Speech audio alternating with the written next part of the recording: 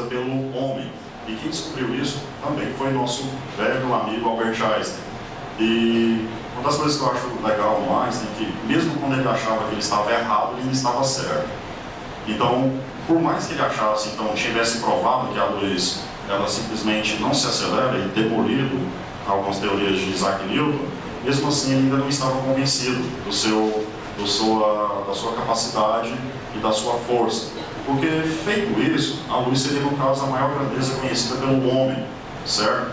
Só que ele não estava convencido disso. Ele ainda queria provar isso de uma maneira, vamos dizer assim, uma maneira racional, uma maneira matemática, uma maneira para podermos compreender, ok?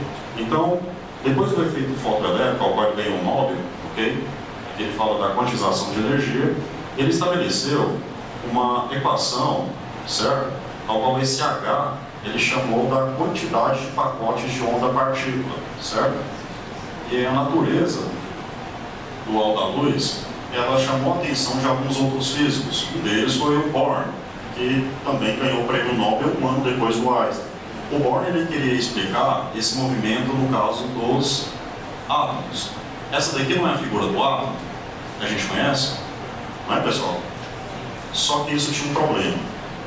Quando a gente começou a entender a eletricidade e que tínhamos cargas negativas aqui nos elétrons, certo? Esses elétrons circulavam em torno de um núcleo, então verificamos essa carga negativa, esse movimento. Então, essa carga negativa ela circulava em um núcleo que, hipoteticamente, era positivo. Só que o problema era, se o núcleo é positivo e as cargas negativas estão circulando entre ele, não faz sentido. Por quê? Porque os opostos eles se atraem, confere? Então, se a gente tiver cargas negativas circulando por um núcleo positivo, isso não haveria no caso, um movimento, porque eles iam se atrair e iam implodir, perfeito? E a partir de então, um outro físico chamado Rutherford descobriu os nêutrons, que eram as cargas que tem no núcleo do átomo para poder estabilizar, ok? Porque quando o elétron quisesse se chocar com o núcleo, os nêutrons eles afastavam. Mas quando os elétrons quisessem ir embora, os nêutrons, os prótons puxavam ele. E então isso ficava com um movimento constante e eterno, ok? Esses movimentos dos prótons, nêutrons e elétrons.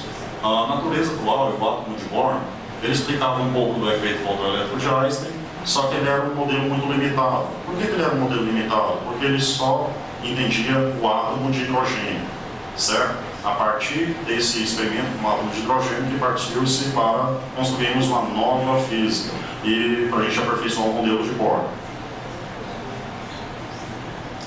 Uma das questões que é legal para a gente entender, certo? Deixando a atenção, porque é claro que eu queria falar sobre o átomo de Bohr aqui por muito tempo, certo? Mas é bom a gente entender um pouco do que chama a atenção, que a gente conhece mais, que é a chamada teoria da relatividade. Vocês sabem como que comporta a teoria da relatividade? Como que ela funciona, basicamente? Alguém? A teoria da relatividade, ela vem de algo que seria relativo. De fato, é relativo. Existe um experimento, ok? Que é chamado paradoxo dos gêmeos, ao qual foi uma das grandes questões que Einstein queria explicar. Einstein se imaginava o seguinte, tá? Se eu conseguir cavalgar um feixe de luz, como que seria? Certo? Só que tinha um problema, o feixe de luz ele não se acelerava. Como que eu iria cavalgar um feixe de luz? Então eu já teria que nascer a 300 mil km por segundo, concorda? Se eu nascesse já a 300 mil km por segundo, isso ia gerar uma certa casualidade. Ou seja, de repente minha massa não iria suportar tanta velocidade, ok? E se minha massa não ia suportar tanta velocidade, minha massa ia se transformar em energia. Daí vem a grande equação, energia igual a massa vezes a velocidade da luz ao quadrado. O que significa essa equação? Significa que quando você acelera qualquer massa à velocidade da luz, você já não é mais massa, você é energia. E essa foi a grande sacada dele, ok? Mas vamos voltar aqui no paradoxo dos gêmeos para a gente poder compreender. O paradoxo dos gêmeos, ele pregava uma questão da relativização, ok? Ao qual Einstein falava, essa frase dele aqui eu gosto bastante. A distinção entre passado, presente e futuro é apenas uma ilusão, que ainda persiste. Sabe por que é uma ilusão? Porque no paradoxo dos gêmeos explica isso de uma maneira simples, tá? De uma maneira tranquila. Imagina que você tem um irmão gêmeo e que você vai fazer a seguinte proposta para ele. Olha, meu irmão, eu vou viajar pelo espaço na velocidade da luz, ok? Eu vou dar um exemplo até maior aqui do que o do de Einstein. Eu vou viajar na velocidade da luz por um ano, ok? Então ele pega e vamos colocar aquela hipótese que tem um equipamento, uma nave, tá? Que consegue viajar à velocidade da luz. Esse irmão A, ele pega e vai nessa nave à velocidade da luz e depois de um ano ele volta. Quando ele voltar para a Terra, o tempo para ele passou por um ano, só que para o irmão dele passou 10 anos, certo? Então essa foi a grande teoria da relatividade e se chamava teoria da relatividade especial, porque ela ainda não estava provada, ok? Não estava provada, ela existia, ela ainda tinha um ponto a ser provado, vou mostrar aqui para vocês. Por que isso acontecia? Porque, lembra que eu falei, qual que é a velocidade que você está aqui agora? 700 km por hora. O seu irmão, hipoteticamente, ele viajou no espaço a 300 mil km por segundo. Então o tempo para ele não passou exatamente da mesma forma como o tempo passou para você. Então se os tempos não passaram iguais, então isso na verdade criou uma ilusão. Então isso é relativo. Então você afirmar que quantas horas são? Ah, depende. Sabiam que depende? Não depende do meu relógio do seu não. Depende de, será que a pessoa ao qual eu estou falando a hora para ele não está viajando à velocidade da luz? Porque de repente o tempo para ele não é o mesmo para mim. E essa é a grande sacada de Einstein. E ele, dessa maneira, ele demoliu e chacoalhou a comunidade física da Europa. E não se falava em outra coisa a não ser relatividade. Sabe aquelas questões? Nossa, como isso era simples, mas como eu não pensei nisso antes? Era exatamente isso que os físicos pensavam. Cara, isso está na cara. Que ao acelerar alguém a uma velocidade extremamente maior, o tempo para ele vai passar mais devagar do que para mim. Só que ninguém tinha pensado nisso. E Einstein publicou um artigo em 1905 também. Por isso é chamado do ano de milagre de Einstein, ok? Só que igual eu falei para vocês, essa teoria ela tinha uma falha, ok? Ela tinha uma falha. A luz era uma grandeza ao qual nada era capaz de desviá-la. Lembra que eu falei para vocês que ela pode ser tanto onda quanto partícula? E a velocidade dela é 300 mil km por segundo, só que existia um problema. Quando a luz é acelerada, no caso a trajetória dela é retilínea. Olha aqui o laser. Quando eu clico ele aqui, independente, ele não se desvia, ok? Não se desvia. Ele vai para uma trajetória retilínea e vai bater no seu objetivo, concorda? Só que existia uma grande questão que era capaz, tá, de desviar a luz. E Einstein chamou isso de campo gravitacional. Quando ele chamou isso de campo gravitacional, ele falou que a gravidade dos corpos era inclusive mais forte do que a gravidade da luz, a força da luz. E isso intrigou ainda mais os físicos teóricos da época, ok? E isso foi provado? Foi. De que maneira? Quando você olha para próximo ao Sol, à noite, e é a possibilidade de a gente olhar para próximo ao Sol à noite, no microscópio, telescópio, né? Você observa algumas estrelas. A gente nem precisa olhar para o Sol. Só que você olhar para algumas estrelas à noite, você, nossa, que legal, as estrelas estão bonitas, certo? O grande lance é que essas estrelas não estão lá onde vocês estão vendo. Elas não estão. Vocês sabiam disso? Porque, na verdade, essas estrelas são corpos que estão extremamente distantes e quando ela manda o feixe de luz para você enxergar, porque você só consegue enxergar devido à luz. Com a ausência de luz, você não consegue enxergar. Concorda? Quando, no caso, você enxerga a estrela, significa que a luz dela já chegou aos seus olhos. Só que quando a luz dela chegou aos seus olhos, ela já se movimentou. E por que ela se movimentou? Devido à gravidade. A gravidade já, no caso, puxou ela, e a luz então fez uma curva para poder chegar aos seus olhos e você vê ela. Então essas estrelas que a gente vê, elas não estão lá, elas estão em outra posição. Aí que complicou ainda mais, mesmo. Falou, não, esse cara é louco, viu? Esse cara realmente ele precisa de um sanatório, ele não vai conseguir explicar tudo isso. E Einstein conseguiu explicar isso em 1919, onde ele precisava de um eclipse solar. Esse eclipse solar, ele conseguiria explicar isso, porque quando você tirava a foto do Sol, você conseguia pegar as estrelas em volta dele, ok? No caso, quando a Lua tampasse o Sol, daria para tirar uma foto e você conseguiria pegar as estrelas fora dele. Quando você comparasse, então, com as estrelas à noite, você veria que elas estariam em outra posição. Ele demorou 15 anos para poder conseguir esse eclipse perfeito e provou a teoria da relatividade. Quando ele provou essa teoria, partiu então de teoria especial da relatividade para a teoria geral da relatividade. Por isso que são duas, ok? por isso são duas. E esses 3 artigos foram publicados em 1905. Aqui, ó, eu costumo falar, aqui olha só um corpo. E olha só a luz ao passar por ele. A luz, ela se desvia. Por que se desvia? Porque cria um campo gravitacional aqui. Aqui também é mais fácil de ver. No caso, você tem um corpo e aí você tem um campo gravitacional. Existe um experimento que dá para provar isso aí tranquilamente, que é você colocar uma bola e um lençol. Quando você põe a bola e um lençol, você pede para outra pessoa pegar nas outras 2 pontas, não parece que a bola afunda em certo ponto? É exatamente isso. Nosso planeta Terra, ele está afundando o espaço em certo modelo. Então o espaço, ele não é reto, ele é curvo. E até mesmo a luz, nem mesmo a luz é capaz de dobrá-lo. A luz também, ela tem que passar por essa gravidade e ela não passa de maneira retilínea. No caso, ela vai se desviar, ok? Então essa é a teoria da relatividade geral. E só para a gente refletir um pouco mais, ok? Na antiguidade achava-se que a Terra ela era chata. Lembra dessas teorias? Se a Terra era chata, bacana, então ela teria que ter um fim e desabar, ok? Mas vem cá, a gente acha que o nosso universo é infinito, certo? Mas o Einstein provou que o nosso universo ele é curvo. Por quê? Porque a gravidade vai curvando ele. Então, o que nos garante? Então, que essa é uma das grandes teorias, inclusive que Hawking escreveu N artigos também maravilhosos sobre isso, que nosso universo não é uma redoma, ao qual dentro dessa redoma temos galáxias, dentro das galáxias temos nossos planetas e assim por diante. Mas aí surge uma outra pergunta. Se o universo, então, ele é curvo, então vai chegar um certo momento que ele é uma redoma, então será que existem outros universos? E o que há por trás desses outros universos? E o que tem por dentro de tudo? Essa pergunta ainda não sei responder para vocês, tá? Eu pretendo ainda um dia conseguir, tá bom? Mas reflitam, nosso universo ele não é infinito, ok? Acredito. E para a gente finalizar, 2 teorias que eu quero mostrar é o princípio da incerteza, tá? E o gato de Schrödinger. Schrödinger pensou da seguinte forma, vou explicar aqui para vocês rapidinho, para a gente complicar ainda mais. O princípio da incerteza é você provar o seguinte, quando você não consegue ver algo, esse algo ele está em que posição? Eu não sei.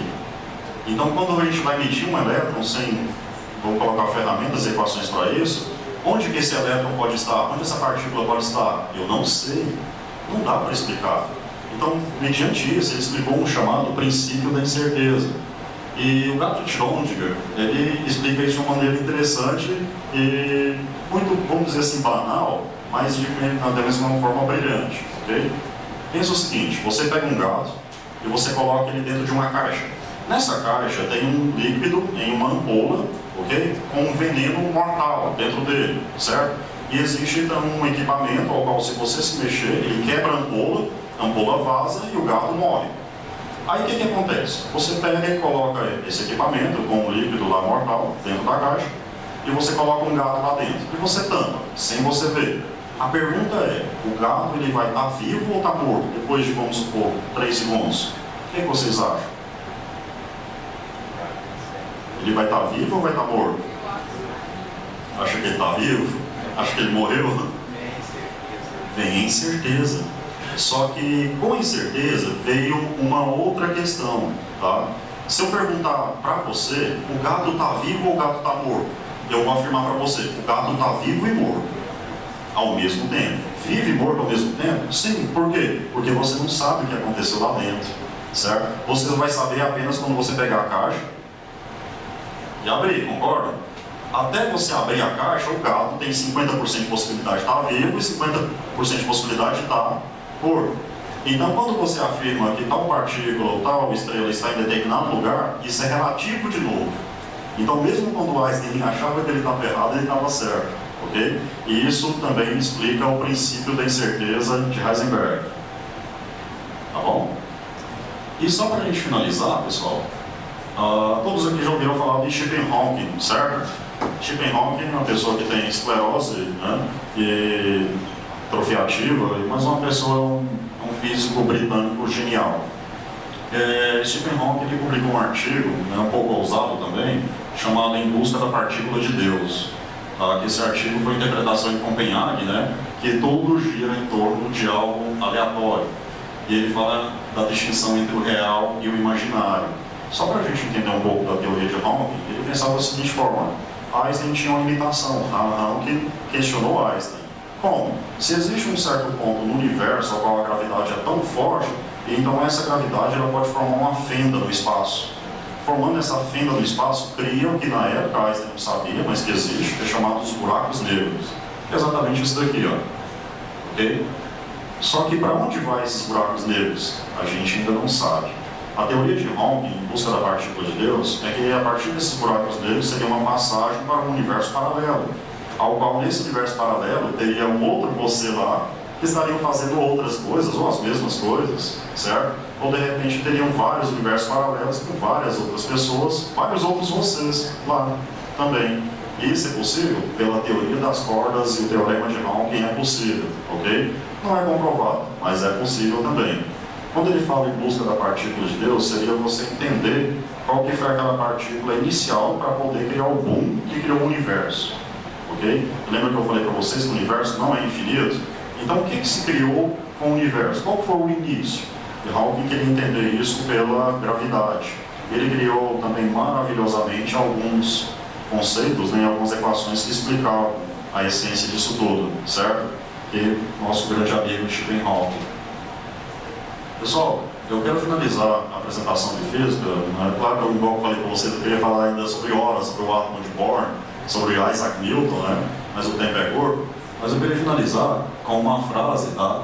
Que Einstein disse, ao qual foi a grande revolução. E ele falou isso no seu discurso no Prêmio Nobel de 1921, ok? E no final do discurso dele, ele falou da seguinte maneira: desculpe, senhor Isaac Newton, mas o senhor estava errado. 300 anos de estudo, então, foram demolidos, ok? A partir dessa afirmação, que eu gosto tanto, eu criei uma frase minha que fala que o tecido da realidade mais íntima de tudo que existe, ele não é newtoniano, ele é quântico. Acredito, pessoal. Pessoal, muito obrigado, tá?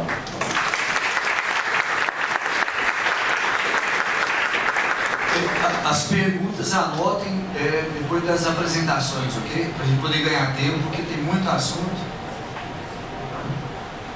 Pessoal, muito boa noite. Tem gente dormindo aí. Ó, seguinte, nós vamos falar agora sobre... Deixa eu pegar aqui o controle.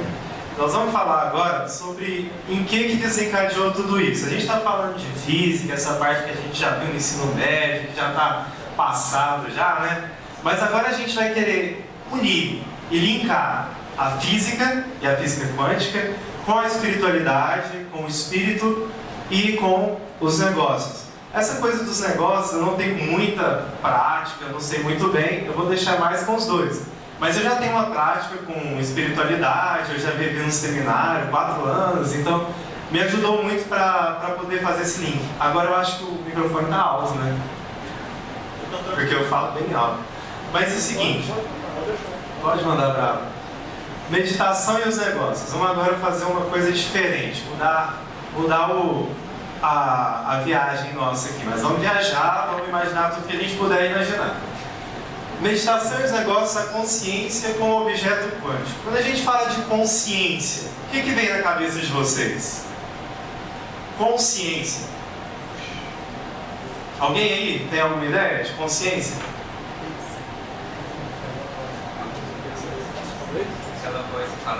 A voz fala dentro da cabeça. É consciência. Quem mais tem uma ideia de consciência? Nada, né?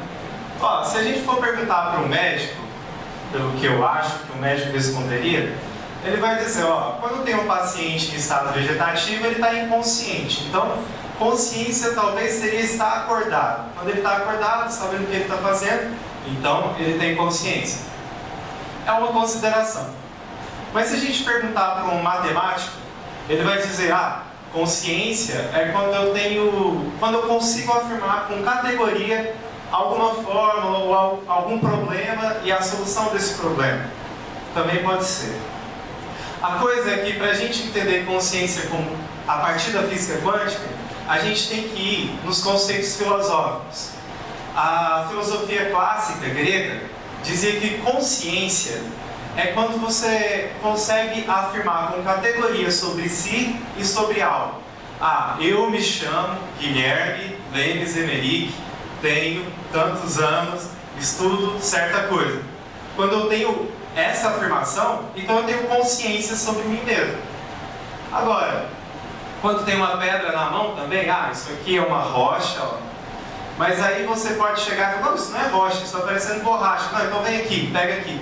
Não, é rocha mesmo, é pedra, né? Joga no chão, pó, é pedra. Então, você tem a empiria, você tem os 5 sentidos te dizendo, é isso. Então a consciência é a partir dos sentidos. A primeira consideração para entender consciência a partir da física quântica. Segunda consideração para entender a consciência é ir em outro ramo da filosofia, que é a filosofia estoicista. Filósofos também que viajavam demais. Tem o de Zenão, histórico, que dizia, por exemplo, que não existe velocidade, que não existe distância nem nada. Mas os históricos foram muito felizes na consideração de consciência, quando eles diziam que a consciência é algo, isso é o mais importante da consciência, gente. Consciência é algo que permeia todas as coisas. Então o fogo tem consciência, a água tem consciência, a terra tem consciência, o ar tem consciência, todos os elementos, todas as partículas têm consciência. A partir daí, a gente pode então começar a entender a consciência a partir da física quântica.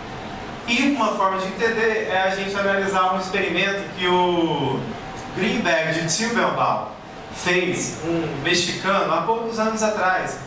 Tipo, eu não sei quantos anos atrás, mas já tinha... Porque assim, ele é contemporâneo, mas quando ele fez esse experimento eu não sei, mas no máximo 20 ou 30 anos atrás. Então o Gilbert Simmelbaum é esse aí que apareceu. E o que ele fez? Qual foi a experiência dele que ele fez? Interessantíssimo. Olha só, ele pegou 2 pessoas. Vamos colocar aqui, João e Maria. Certo? João, seguinte, você vai chegar na Maria, a gente vai colocar vocês numa sala pequena, com paredes brancas, uma música relaxante, não romântica, mas relaxante. Aí você vai olhar bem para ela e vai deixar ela te olhar também. Ô Maria, ó, vai acontecer isso, tá? E vocês deixam o espírito levar vocês, deixa a vida me levar. Aí o que aconteceu? Os 2 estavam lá na sala, né? Tudo branco, tudo tranquilo. E aí eles começaram a se olhar, começaram a se tocar, né? Um percebeu o outro, um percebeu a frequência cardíaca do outro, a respiração do outro. E nesse momento, o Greenberg sugeriu a eles que fizessem uma meditação desse jeito aqui. Eu vou ter que ir para frente para depois voltar lá. Desse jeitinho aqui, ó. Colocando esse terceiro olho no terceiro olho do outro.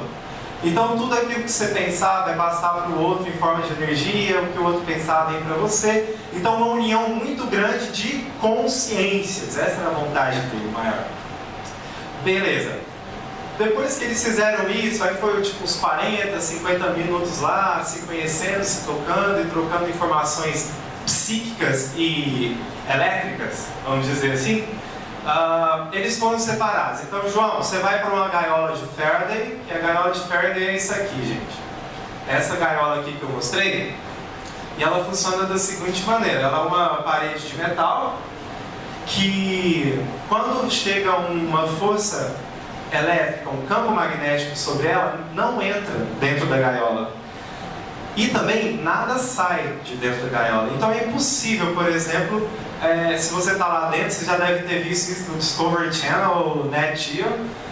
Você está lá dentro da gaiola de Faraday e vem um raio, bate na gaiola e volta. O raio não vai cair na sua cabeça, pode ficar tranquilo. E isso foi o que ele quis fazer para que tirasse toda a dúvida de que qualquer informação pudesse ser passada de uma mente, de uma consciência até a outra. Então tá, João vai para a gaiola número 1, Maria vai para a gaiola número 2 e pega mais uns 3 ou 4 aí. Aí aconteceu isso. Colocaram o eletroencefalograma, aquele que tem em qualquer clínica que a gente vai, né? Para poder medir as frequências, as ondas cerebrais. Melhor dito, as ondas cerebrais. Foi Gaiola número 1, tá todo mundo pegando esse programa lá, de boa, nada tenso, fica tranquilo aí, conversa, faz o que vocês quiserem. E aí, na gaiola número 1, sem que o pessoal da gaiola número 2 soubesse, o Silberbaum começou a projetar flashes de luz sobre o número 1, sobre o João. E, claro, tranquilo, depois mais outro flash de luz, esses que tem mesmo de câmera fotográfica, mais outro, uma repetição de 10 focos de luz mais ou menos. Quando acabou o experimento, tá, cada um saiu da sua gaiola e tal, e aí eles foram comparar os eletroencefalogramas. Nas pessoas que não tinham nada a ver com o João e com a Maria, não aconteceu nada, tinham picos normais, às vezes tinha uma variação, porque um deu uma gargalhada ali, o outro pensou em alguma coisa triste, deu uma variação. Mas o mais interessante de tudo, e aqui é o elo, é a ponte, agora começa a falar de física quântica. O mais interessante de tudo é que, quando comparou o eletroencefalograma de João e de Maria, no mesmo momento e na mesma frequência tinha picos. Mas como assim? Na gaiola número 1, sem que ninguém visse, eu projetava sobre João um flash e a outra pessoa a metros de distância sentia isso? Isso é uma incógnita que a física quântica ainda está para desenvolver. Mas o que isso nos mostra até agora é que as consciências, elas interagem de maneira correlacionadas, ou seja, elas se relacionam. Se eu fizer a meditação com você aqui agora e for lá para a China e você ficar aqui, se acontecer um foco de luz sobre a cabeça dela, no mesmo momento no eletroencefalograma vai aparecer um pico de informação lá na China. Não, mas vamos mais longe. Se eu estiver na Lua, ou se eu estiver em Marte, ou se eu estiver, sei lá, no universo paralelo de Stephen Hawking, se eu estiver lá, no mesmo momento, não é um segundo depois, ou frações de segundos depois, ou até 1/1000º de segundo depois, é instantaneamente que acontece esse processo de comunicação de consciências. Isso é chamado de fator não local.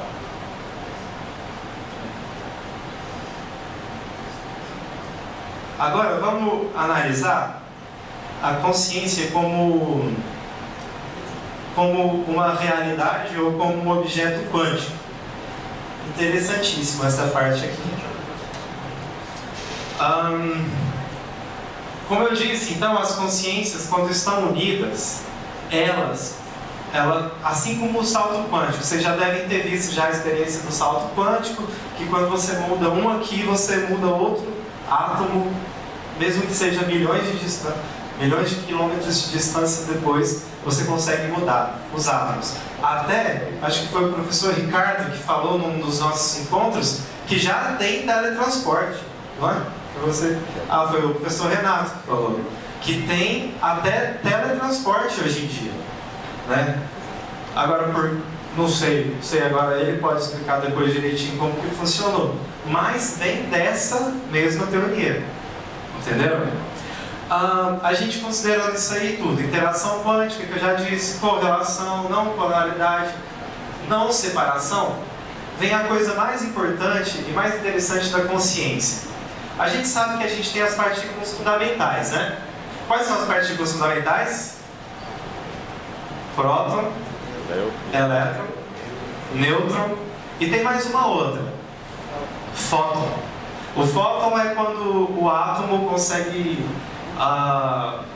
algum movimento, alguma força sobre o átomo e ele espelha ou projeta luz, né? Então o fóton é a luz.